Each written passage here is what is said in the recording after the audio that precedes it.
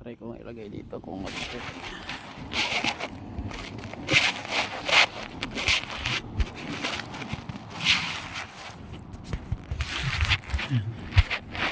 Masyado yata mataas. Let's go mga paps. Bibili lang ako ng ano, saging. Magbabike tayo. Itong bike natin. Malamig. Taglabs tayo kasi malamig. Linggo ngayon. Ngayon lang ako lumabas. Saturday hindi ako lumabas. Ngayon lang. Linggo. Kailangan ko ng saging eh. Saging lang. Tsaka gulay siguro pansahog sa ano, isda. Pang baon-baon pag may pasok na. Tapos gusto kong pumunta sa church. Tingnan ko kung may misa pa. Pero kung wala na, okay lang naman. Bisita lang ako sa church dito. Kasi hindi pa ako nakakabisita. Hindi ako nag-suit ng ano, bonnet. Ang lamig pala.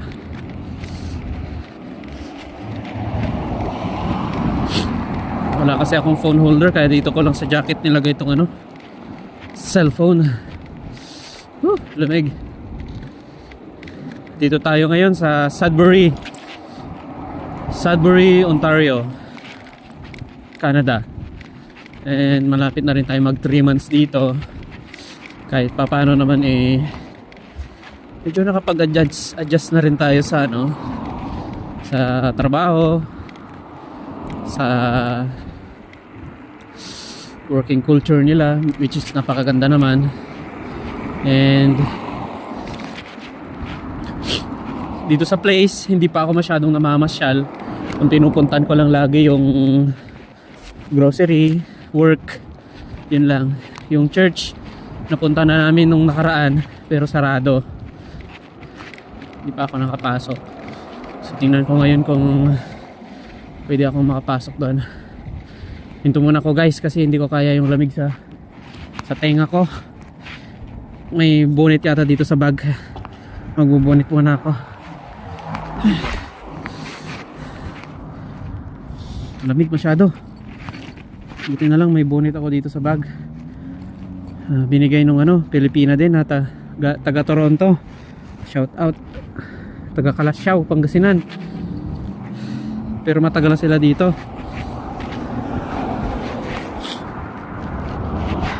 Gamit na gamit ko siya. Yun nga yung susunod kong ano eh, hasikasuhin yung mga pang winter clothing. Kasi actually nag-umpisa na yung winter dito, pero natunaw lang din yung snow. Pero by this December siguro or January, baka yan na yung mga pinakamalalamig na ano dito, weather or time. Kaya kailangan bumili ng mga winter jackets, mga pang winter talaga na bonnets, ganun. Maraming lamig eh. So nag-work ako dito as car dealership technician, and so far ano naman,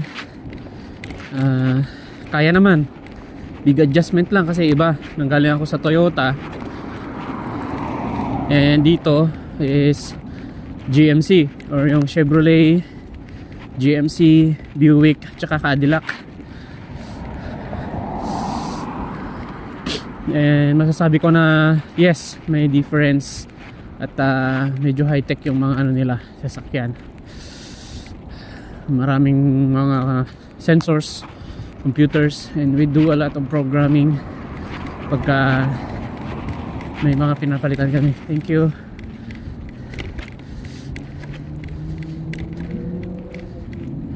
Kukunti lang yung naglalakad dito, tsaka nagbabike. Madalas talaga dito yung mga ano, may sasakyan talaga, kasi necessity yung sasakyan dito eh. Especially during winter, talagang mahirap magbike. siguro maglalakad lang ako nun. Kasi na-try na namin nung first snowfall dito. Talagang hindi na namin nagamit tong bike namin. Nagtulak kami nung kasama ko.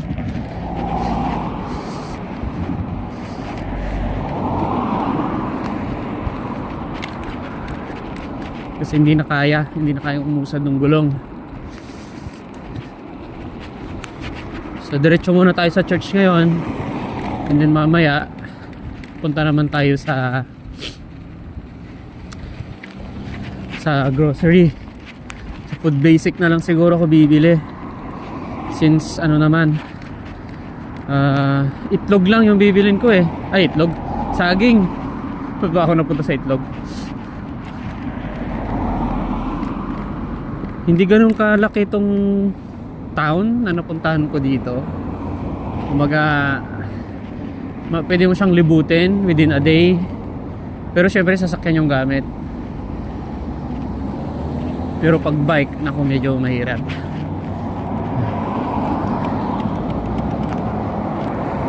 Tatawid tayo dito. Doon yung grocery na pupuntan ko mamaya.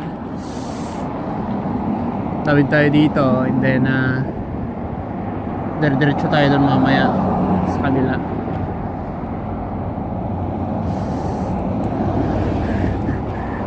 May pinipindot pala dito kapag tumatawid. Ewan ko kung nakikita nyo to. Itong button na to.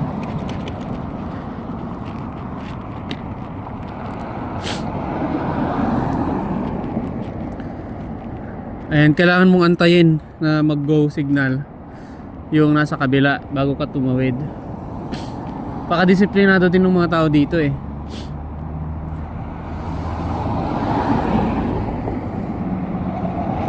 Ayan, mababait sila.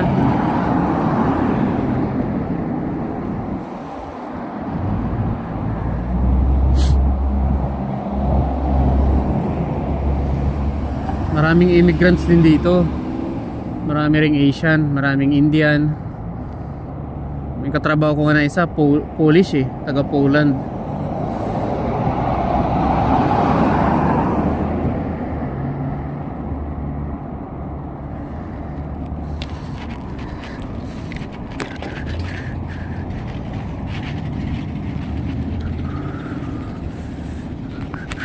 Yan, go na. Lang tayo. Malapit lang naman yung church dito eh.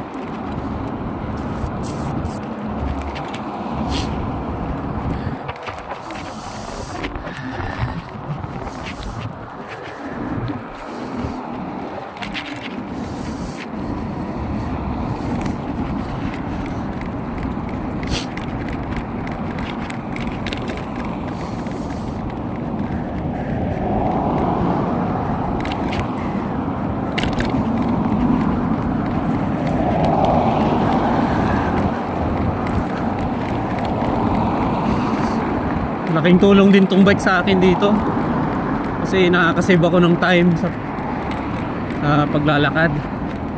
Although maganda din naman yung paglalakad kasi magandang exercise, kaya lang kapag masyadong malamig, tsaka kung mayroon kang dala-dala na mabigat, eh syempre mas tumatagal yung burden mo, kumbaga. Eh pag may bike, mabilis lang. Buti na lang at reliable naman tong nabili ko na second hand. Dito yung dealership pala ng Volkswagen, Audi car dealership. Tapos pag diniretso to, marami pa doon, Honda, Mazda, Toyota. Meron din doon sa downtown. Red Lobster. Punta tayo sa Baridone. I-visit lang natin yung church. Kung may maabutan man tayo doon na misa, magsimba tayo. Pero kung wala, okay lang. Sana nakabukas pa para thank you. Diba? Bait nila. Nag-giveaway sila. Kasi alam nila yung ganito na nagbabike talaga. Dito yung madalas kong puntahan, yung Canadian Tire sa kaliwa. Then yung Walmart kung banda naman sa banda doon.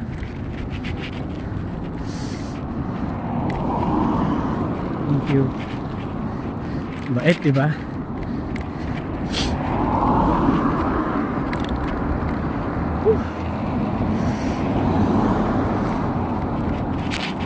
Thank you. Naka-smile pa sila. Pag sa Pilipinas yan, ako bahala ka dyan.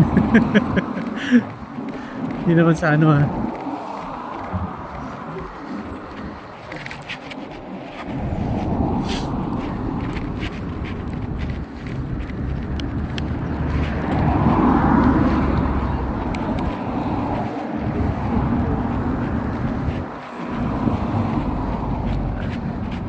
I think ito na yung Barry-Down. Barry-Down, oh, ito na yung kanto na pupuntang ano, pupuntang Walmart doon sa kabila. Ito, dito tayo sa kanan sa Shell, kanto ng Shell.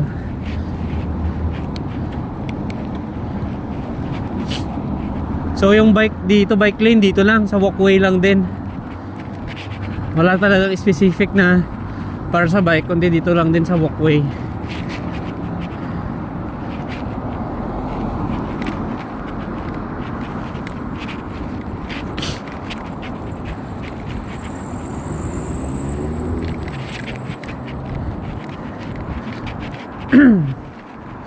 Nakikita ko na yung church, pero parang sarado na.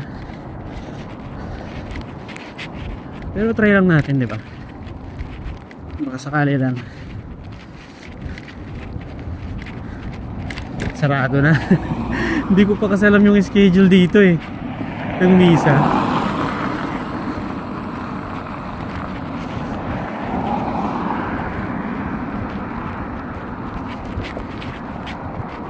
Ito, Masses 4:30, Sunday 10 AM pala, Saturday 4:30.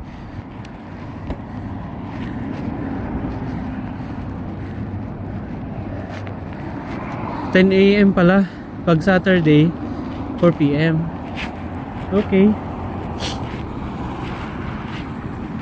Close na. Sarado na. Ay, sayang. Pero okay lang. Next week, sisikapin ko magsimba dito.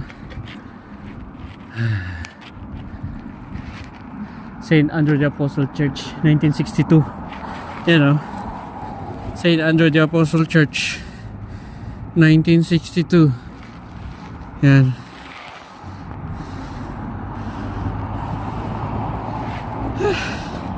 Lamig.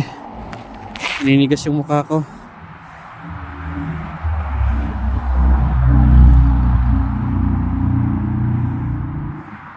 $10 AM pala pag Sunday. Hindi ko kasi alam yung schedule nila eh. Ano yung schedule nila oh. Saturday 4:30, Sunday 10 AM. Okay. Tuesday to Friday 12. Okay. Just alam ko na yung schedule. Picture muna tayo dito.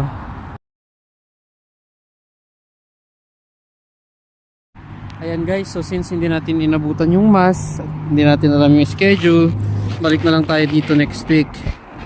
And ngayon, pupunta na ako sa grocery para hindi ako magabihan. Bibili lang ako ng saging, kunting gulay, tsaka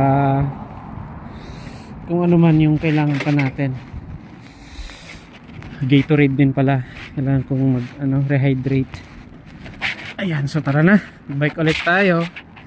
And yeah, it's nice to be in here in Canada. Matagal ko rin pre-process yung pagpunta ko dito. Almost 1 year din, 11 months bago ako nakapunta dito mula nung day na nag-apply. And masasabi ko na worth it naman yung yung sacrifices ko sa pag-apply. Oh, may for sale oh. May for sale na ano, Dodge. Ito yung gusto kong sasakyan dito eh.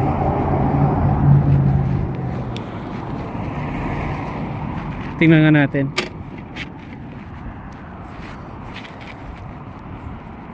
(705-862-1825) wheelchair van. Okay. Maganda kasi yung Dodge Caravan na yan eh. Maluwang. Tapos matipid daw sa gas, sabi nung asawa ng friend ko na Pinay dito. Kaya tumitingin-tingin din ako ng mga cars for sale dito. So going back nga sa pag-apply ko pupunta dito sa Canada. Maswerte kami kasi yung Canada talagang wala siyang placement fee. Unlike ng ibang mga bansa, kasi yung mga ibang kasama ko napunta sa Australia, and sa Australia may talaga siya, placement fee. Unlike dito, wala. Sa mga nagtatanong pala kung anong agency ko, ang agency ko pala sa Pilipinas is yung First Dynamic na nasa Quezon City, malapit lang sa Circle, I mean sa Welcome Rotonda. First Dynamic personnel. And wala talaga, as in zero down payment talaga, wala kaming binayaran dun sa agency. Talagang goods na goods. And sila na yung nag-process sa lahat. Natagalan lang kami siguro sa pag-aantay ng, ganun talaga siguro yung process dito eh. Mostly ganun talaga eh, yung sa visa, sa LMIA. Kasi usually LMIA muna yung mauna eh. Ang ginastos ko lang talaga is yung sa medical lang, tsaka yung mga basic papers na requirements. Sa medical naman may pre-medical sa mga 3.5 yung nagastos ko dun eh. Tapos yung final medical, yun yung medyo mahal, sa 13 plus yun eh, mga 13.5 mga ganon. Tapos yung mga papers naman na ipapa-certify or ipapa-apostille sa DFA. So yun lang naman yung mga ginastos ko doon. Tsaka syempre yung mga pamasahe din, pabalik-balik ng agency. So hindi naman siya ganun kasakit, pero syempre medyo masakit pa rin yun sa atin dyan sa Pilipinas, lalo na sa mga katulad ko dati na minimum wage earner din. At the same time ay merong sinusuporta ang family. Pero awa ng Diyos, niraos naman natin, and thankfully nandito na tayo ngayon sa Canada. Sana tayo dito sa mga Pilipino or OFW na nakikipagsapalaran para sa future ng ating family. And nakikita ko naman na napakaganda naman dito, napaka family centered naman ng Canada, and mababait naman sila sa mga immigrants, kasi yung mga native ng Canada aware sila na kailangan ng country nila yung mga immigrants to run their economy. Alam nila yon.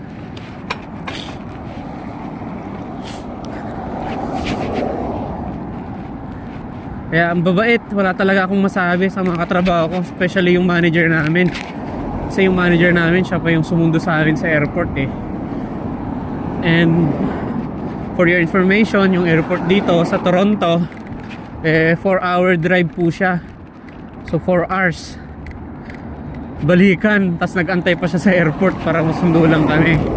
Although hindi ko alam kung wala talaga silang makuhang driver, pero syempre di ba, manager yun eh.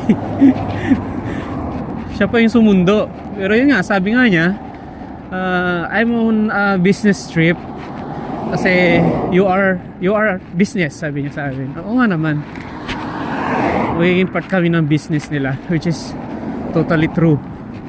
Talagang totoo yun. Kaya doon sa mga kababayan natin na gustong makapunta dito sa Canada, no, mas maganda kung mag-acquire kayo ng skills. Yan yung lagi kong sinasabi, skills talaga yung mas in demand dito. Although hindi naman pero hindi naman sa sa lahat ng oras yun yung in demand. Lahat naman pwedeng i-apply dito, pero yun yung skills kasi, for example sa akin, mechanic, licensed mechanic ako sa Philippines. Pagdating ko dito, mechanic agad yung work ko. Hindi tulad ng iba na pagdating dito kailangan talaga nilang maghanap ng trabaho na pwede para makapag-survive sila. Like for example, sabi nila, wala pa naman akong kilalang doktor na taga Pilipinas na pumunta dito Yung mga doktor sa Pilipinas pagdating dito, hindi sila agad nakakapag-practice ng medicine pagdating dito. So kailangan ulit nilang mag-aral para makapag-practice sila, makapag-acquire sila ng license dito as doctors or physicians bago sila makapag-practice dito. Kaya sa YouTube, yung mga nakikita nga ako na doktor sa Pilipinas, pero pagdating dito Uber driver, mga ganun. Pero ganun talaga kung talagang gusto mo, no? And maraming pathway naman yung pagpunta sa Canada. So ang pinaka the best para sa akin is yung pathway ko, kasi wala akong masyadong ginastos not unlike sa iba na student pathway, medyo malaki-laking gastusin po yun. Para nga sa akin yun yung para sa mayayaman, di ba? Kasi student magbabayad ka ng dollar dito pagdating sa tuition.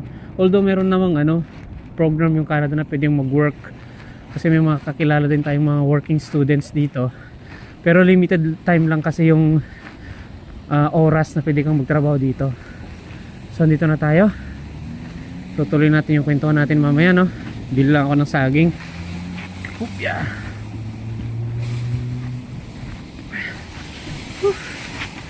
Lamig. Ilock natin yung bike natin dito. Put natin yung lock.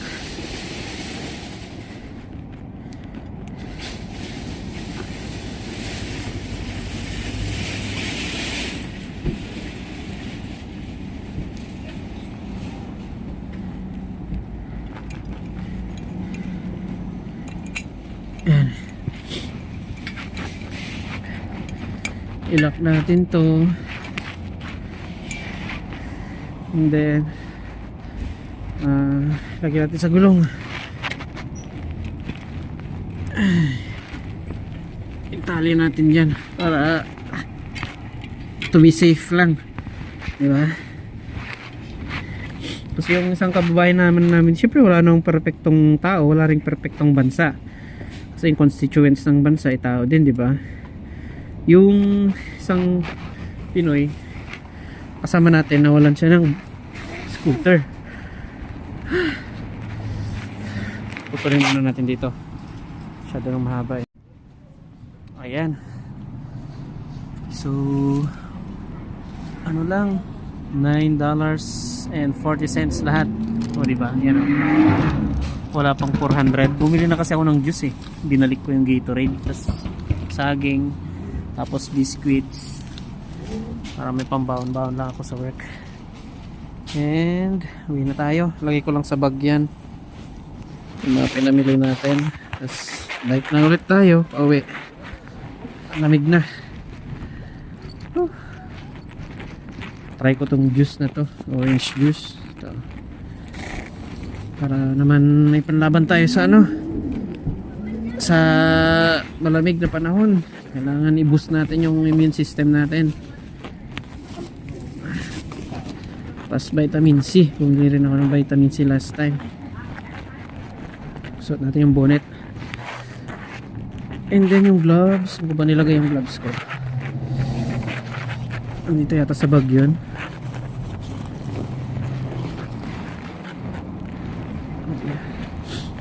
May option naman sila dito na pag nagbayad ka, may self-service naman sila. Pero syempre para mas mabilis, lalo kapag mga produced products, doon na lang tayo sa ano, sa may cashier, kasi para mas mabilis. Kasi pag produced products, hahanapin mo pa doon eh. Ayan, tanggalin natin yung lock ng bike natin para makauwi tayo. Okay, medyo madilim na. Late na kasi ako lumabas eh. Ang luwang kasi ng araw kanina, pero medyo tinatamad pa akong lumabas, kaya ginabi tuloy ako. At least alam na natin ngayon kung anong oras yung schedule ng misa doon sa church. Kaya hopefully by next week makapagsimba tayo doon para gumaan din yung ano natin dito. Tsaka para may mamit din tayo mga Pinoy. Ayan. Although marami naman ng Pinoy na na-meet dito, kaya lang syempre na-miss din natin magsimba. Okay, let's go. Uy, malamig na talaga. Ayan, yun lang yung mahirap dito pag gabi na, kasi wala akong vest. Hindi ako masyadong visible sa daan dito kasi wala akong vest na suot. Reflectorized vest dapat. Dito tayo sa bike or walkway lane, and uwi na tayo. Medyo madilim na. Ewan ko kung nakikita nyo pa mga paps, pero record ko na lang din for security purposes. Ganyan. Punta tayo sa crossing, then kaliwa tayo, diretso na yun pa uwi.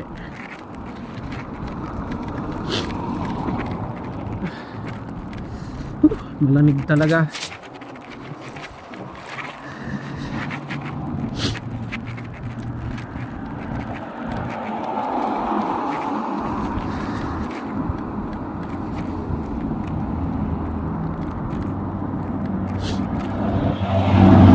Ang sabi nung iba,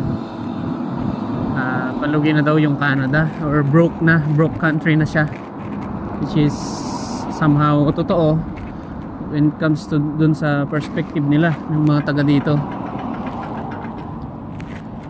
Pero sa atin kasing mga Pinoy, syempre ang advantage natin ay nako-convert yung pera. May conversion kasi. Pero pag taga dito ka talaga, mahirap din kasi mataas yung cost of living dito eh. Nananalo lang naman tayo dahil dun sa conversion ng pera. At the same time na rin, syempre, yung benefits, iba yung benefits ng dito. Nung nakaraan nga, nagpa-ultrasound ako dito kasi kinailangan ko yon kasi may pinaprocess ako na application sa life insurance, and one of the requirements is to present my previous medical records, including yung ECG at saka ultrasound. But unfortunately, I was not able to provide the results na dati, result pa dun sa dating company ko sa Toyota Dagupan, kasi hindi ko na mahanap yung result. Hindi ko naman kasi alam na kakailanganin pa pala dito yun.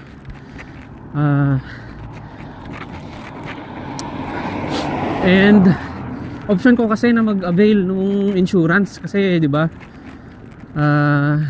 Alam niyo naman, kakatapos lang ng pandemic, and in some places meron pa nga yatang COVID eh. And doon ko na-realize talaga na life is really really short, and we do not own our life. Kaya anytime, hindi natin alam, di ba? Pero syempre, we do as much as we can to protect ourselves, and yun nga lang, talagang hindi natin hawak yung buhay natin. Kaya yun, pagdating ko dito, sakto din, siguro talagang time na rin para mag-avail ako ng life insurance. And sana nga maging okay yung result, kasi kahapon nagpa-ultrasound ako, and to my surprise, wala akong binayaran, as in zero. And sa Martes, naka-schedule ako for ECG naman, kasi dalawang test yung dineclare ko sa application ko sa insurance, and actually na-deny na ako kasi nga hindi ko ma-present yung result. Kaya in-advise ako nung financial advisor na mag-undergo na lang ako dito ng medical, and luckily naman wala namang babayaran. Kaya syempre willing naman ako magpa-undergo para to clear their kasi sigurista rin yung mga insurance na dapat wala kang sakit bago ka mag-avail ng insurance nila. And amazing kasi ginamit ko yung health card ko dito and wala talaga akong binayaran, di ba? And yun nga yung isa sa mga ng Canada, yung health services, yun yung maganda. Pero syempre bago ka pumunta doon, kailangan mong mag-secure muna ng appointment. Mag-appointment ka muna sa mga doctors kasi hindi naman basta-basta. Although may mga walk-in clinics din naman dito, pero pag mga lab test, mas maganda kung naka-schedule. Yan, madilim na ha, pasensya na kayo at ginabi na tayo. And talagang malamig, ewan ko kung anong temperature ngayon dito, parang negative yata or kasi kahapon negative 6 kanina negative 3, ewan ko ngayon kung ilan. Pero buti nga dito wala pong masyadong ice, kasi sa ibang part ng Canada, especially sa Alberta yata nag-yellow na talaga. And ewan ko din sa Quebec kung ganun din, kasi may kasamahan din tayo sa Quebec Shoutout kay Sir Emer Esconde. Yan, meron din tayong kasamahan dyan sa sa Bari. Shoutout kay Brother J. Marquilan. And soon kay MJ. Nasa Toyota pa siya ngayon. Sa North Bay naman siya. Medyo malapit lang yun sa akin dito. Meron din tayong kasabayan sa agency dyan na taga Pangasinan sa Ottawa. Yan, shout out kay Sir Victor. And syempre yung kasama natin dito si John. Shout out kay John, na 8 years din sa Mazda bago pumunta dito sa Canada. And may dalawang parating pa na Pinoy na makakasama din namin dyan sa accommodation or dyan sa bahay namin. And dyan naman sila sa sister ng company namin sa Dodge, Ram, Chrysler at Jeep brand. Pero yung may-ari, sila lang din may-ari ng Chevrolet dito, Crosstown Chevrolet, nabili din nila. So yun, malapit na ako. So sa mga mekaniko dyan sa Pilipinas na gustong sumubok na mag-apply papuntang Canada, i-go nyo na yan. Worth it. Ako na nagsasabi, sulit yung sacrifices, yung pagod, yung pagdating nyo dito. Matutulungan nyo yung pamilya nyo, pwede nyo dalhin yung pamilya nyo dito. Hopefully madadala ko din sila dito. Dito na tayo. Yeah.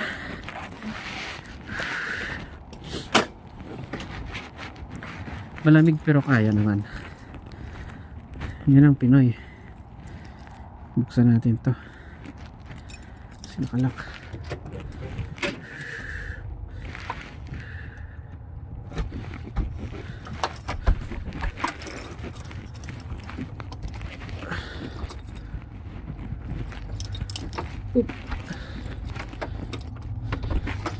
Yun.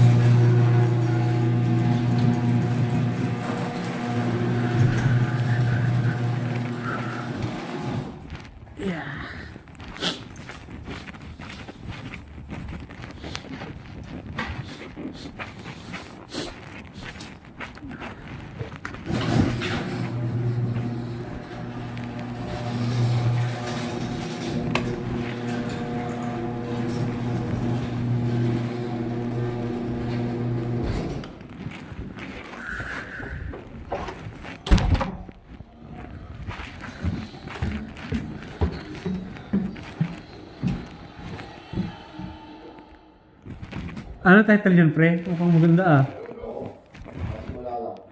Ha? Kakasimula lang. Ano title niyan? Parang Great Wall. Ah, Great Wall. Oo, maganda yan. Oo, maganda yan. Mga warriors yung mga yan, di ba? Lamig. Pinuntahan ko yung simbahan. Ano pala? 4:30 pag Sabado yung misa doon. Tapos alas 10 naman pag Linggo. Oo, doon.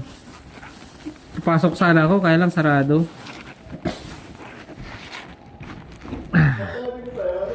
Oo, Katoliko yun, pre. Piling magsimba doon. Ganda nga eh. Kaya lang sarado.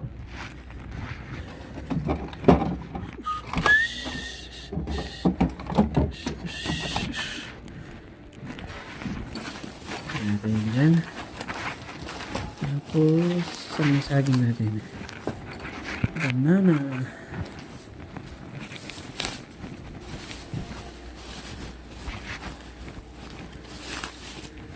Yan. Siyempre, pagod tayo. Kainin natin yung isa. Okay. Pa ilalagay ito. Yan na lang.